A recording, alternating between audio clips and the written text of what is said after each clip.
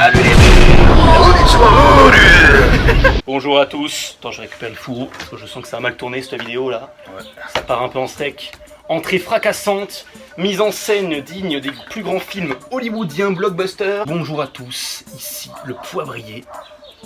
Et je suis avec un invité de marque et en plus qui apparaît pour la première fois dans la vidéo, enfin dans les vidéos. Donc, bonjour à tous, donc je me présente Thibaut dit le sirop du rutabaga, aka le funambule. Voilà, aujourd'hui c'est un peu une vidéo bonus, quoique c'est quand même la vidéo de la semaine, où on a prévu de parler des tocards.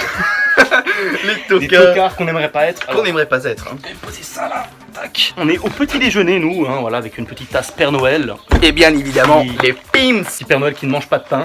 Voilà. Oh. Donc on vous a fait une liste des tocards qu'on n'aimerait pas être. Alors attends, on va faire une petite installation. Voilà, assez rustique mais assez pratique.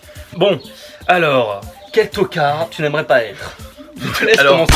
De Kairi 78. Yo les gens, salut à tous, salam alaikum à tous mes frères et bienvenue sur ma chaîne YouTube.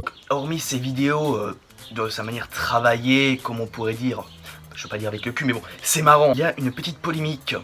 Notre cher The Kairi 78 est attiré par tout ce qui est dans l'attrait de la mine, attrait le mineur, la minorité. Nous avons appris que là, aujourd'hui, c'est hier quoi, qu'il sortait avec une petite fille de 16 ans. Le problème, c'est que notre ami The Kairi 78 en a 33. Puis même, hormis ça, il y a tout l'aspect un petit peu putaclic, serpillière, tout ça, ce qu'il fait sur sa chaîne depuis longtemps, tu vois. Jean-Jacques Bourdin. Vous avez sauvé quelqu'un dans la vie. Non, alors calmez-vous, calmez-vous. Non, mais d'accord, non, écoutez, calmez-vous. Espèce de serpillière, pseudo-journaliste, on sait pas trop ce que c'est là. Fait que gueuler sur son plateau là. Qui fait une petite fiotte en fait, hein. C'est un mec qui ne se fait pas respecter et qui n'a pas de respect pour les gens qui l'interviewent, on va dire, entre guillemets. C'est même pas des interviews, c'est des questions de merde en plus à chaque fois. J'ai envie de te dire, lui et toute sa bande là, t'as les deux là, j'ai même plus leur nom, t'en as plein. C'est tous des pistonnés, tous des serpillères là-dedans. C'est même pas des vrais journalistes, il y a marqué journaliste BFM TV, laissez-moi faire mon travail, je sais pas quoi. Le mec, non, c'est de la merde quoi, c'est un pseudo-journaliste à la con qui ne sert à rien à part faire de la polémique et faire des vues sur le YouTube de BFM TV ou sur les réseaux. Enfin. Là, nous rentrons un peu dans le vif du sujet. Alors, tout simplement, Gargamel. Wie demütigend, wir waren unentwegt auf der Jagd nach den Schlümpfen, aber kein einziger von diesen blauen Wichten hat sich uns gezeigt. Ce personnage de BD franco-belge, donc qui essaie d'attraper donc des petits lutins bleus qui habitent dans des maisons champignons au milieu de la forêt. Le mec il habite dans son espèce de vieux manoir décrépit, on dirait un clochard qui habite dans une espèce de squat avec son chat. Mais faut dire, le mec essaye d'attraper donc des petits êtres bleus. La campagne, je t'ai dit, il y a toujours des bruits. Ces petites merdasses bleues arrivent toujours à le bolosser. Ce mec est une pure merde. Avec son chat, on va pas parler de son chat. Oui, mais son chat c'est un vrai trou du cul, voilà. Le mec, son chat le respecte même pas. Donc c'est le mec qui doit, genre, c'est une espèce de pseudo chambre d'hôte. Il accueille les voyageurs et après dans la nuit il les tue. Il les donne à bouffer à son chat. Non, attends, parce que moi j'ai une transition qui est toute faite. Hein, Ouais, donc je vais parler du père Fouettard. Dans la barbe de Père Fouettard, on peut voir. On avait dit qu'on mettait pas les trop de personnages fictifs. Bon. Je remarque qu'au final, il y en a pas mal. Quand même, la vidéo, c'est les tocards qu'on n'aimerait pas être. Qui a envie d'être le père Fouettard? C'était l'espèce déjà, non mais déjà pourquoi ne pas être le père Fouettard? Déjà parce qu'il n'existe pas. Mais en plus, franchement, t'es l'homme de main d'un vieux barbu qui se travaille avec une canne et qui essaie certainement de violer des enfants. Qui est certainement un peu dans le même délire que Gargamel, hein, à mon avis, il a aussi des gîtes ou des trucs comme ça. Parce que l'histoire de Saint-Nicolas, tout ça, le mec, à la base, c'est un boucher qui accueille des gosses. Dans la nuit, il les a égorgés, il les a coupés en morceaux, balancés dans le saloir. On va pas se dire, je vais me faire une petite template. Non, ça veut dire qu'en gros, au Moyen-Âge, le mec, il bouffait des humains, hein, le délire. Hein. On pense que personne au monde n'a envie d'être le père Fouettard. En plus, c'est un tocard, il était parfaitement le bienvenu dans cette liste. Exactement. Ce personnage, je veux bien parler de Zetsu de Naruto Shippuden.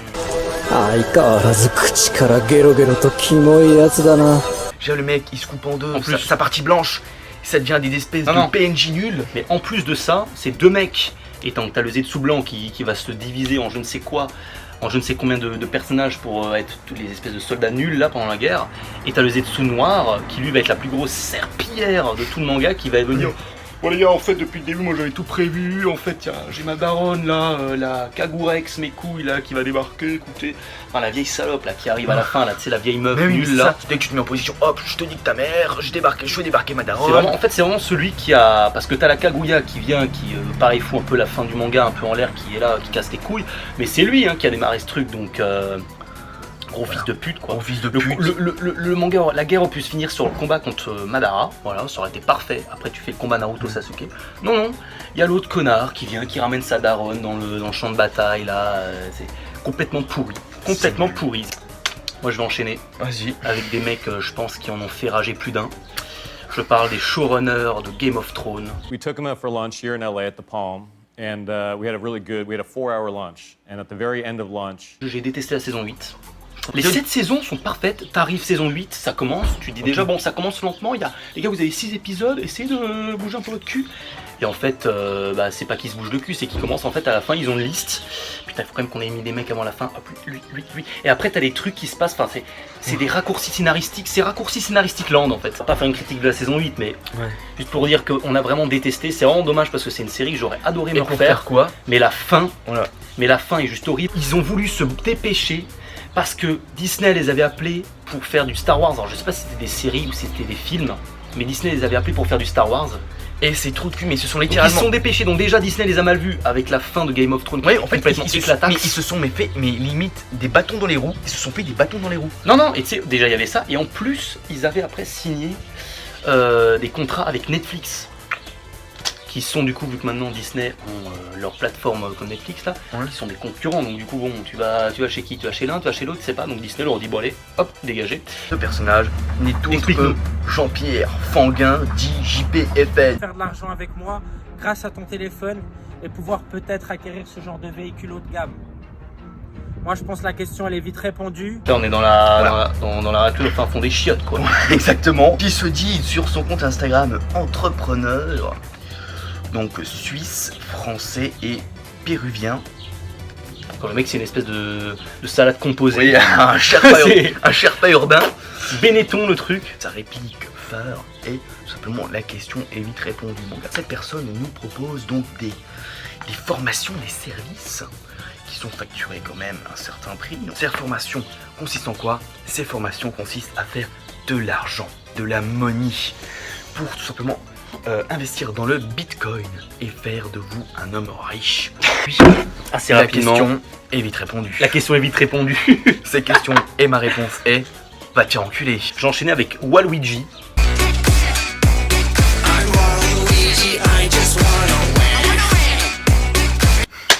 Non mais Waluigi, sachant que Waluigi est déjà un petit peu, que Wario est déjà un peu un second, donc t'as son second qui est Waluigi.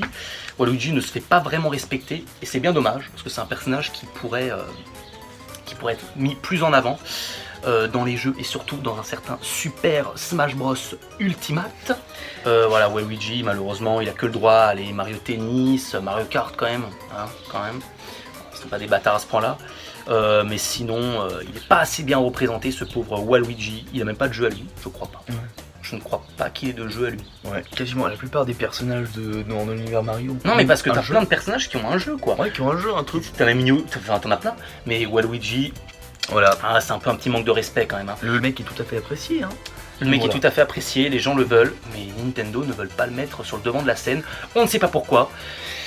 Et j'espère que cela va changer dans les prochains personnages de Smash Bros. Peut-être, attention. Certains ont été éliminés, mais nous devons quand même les présenter. Tonne de personnages. Voilà. Donc nous vous proposons cette petite mention des personnages honorables. Petite liste des mentions honorables, voilà.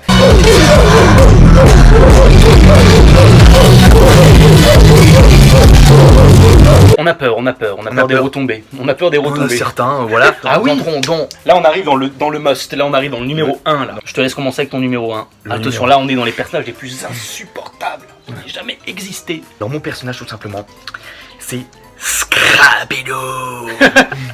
Scrappy-Doo. Scrappy-Doo. T'entends tout Scooby-Doo? C'est moi, Scrappy-Doo. L'univers Espèce- Scooby-Doo. Espèce de bébé Scooby-Doo, Scooby-Doo. Mais voilà. en fait, c'est quoi? C'est son petit frère? Bah, en fait, tout simplement, son c'est gosse. genre, en gros, les émissions jeunesse commencent à apparaître aux États-Unis, en France, tout ça. Et dans les années 60, et après dans les années 70, il y a en fait un mouvement qui a commencé à se démocratiser, surtout chez toutes ces entreprises qui genre, faisaient les dessins animés. Et ils se sont dit, on va faire des petits personnages en plus de nos héros principaux, un peu Principaux. chiants, un peu casse-couilles et tout. Dans l'univers des Scooby-Doo, ils se sont dit, on va créer un petit frère de Scooby-Doo. Et ils ont créé Scrappy-Doo.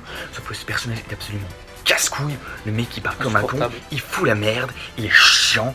Après ils ont commencé à venir avec la famille, comment il s'appelle là, la famille Lapierre là, les espèces de Ah, mecs là. c'était dans le même univers. Ah oui, ils ont fait carrément une espèce d'univers étendu où ils ont foutu Ah tous ouais. dedans là. C'est l'ennemi du premier film Scooby-Doo, tu sais, Ouais. les films live, là, il y en a Live. eu 2. Insupportable ce petit trou. Vraiment, c'est des machins, tu vois, t'as envie de foutre un coup de pied dedans, quoi. Un coup de pied dedans là. On finit avec mon top 1.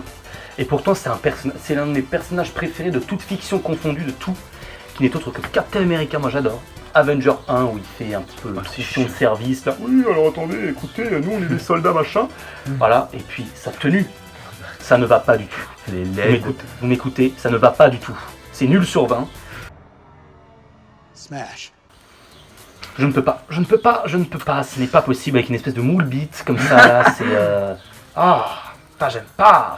Puis même, il a pas le même comportement, tu vois qu'après dans la phase 2, son comportement change complètement. Le mec, il voit qu'il y a des trous du cul de partout, Ouais. il commence à devenir anti-gouvernement, parce que après t'as Winter Soldier, après t'as Civil War justement, ou franchement Avenger 1, c'est pas possible, Avenger 1 c'est vraiment...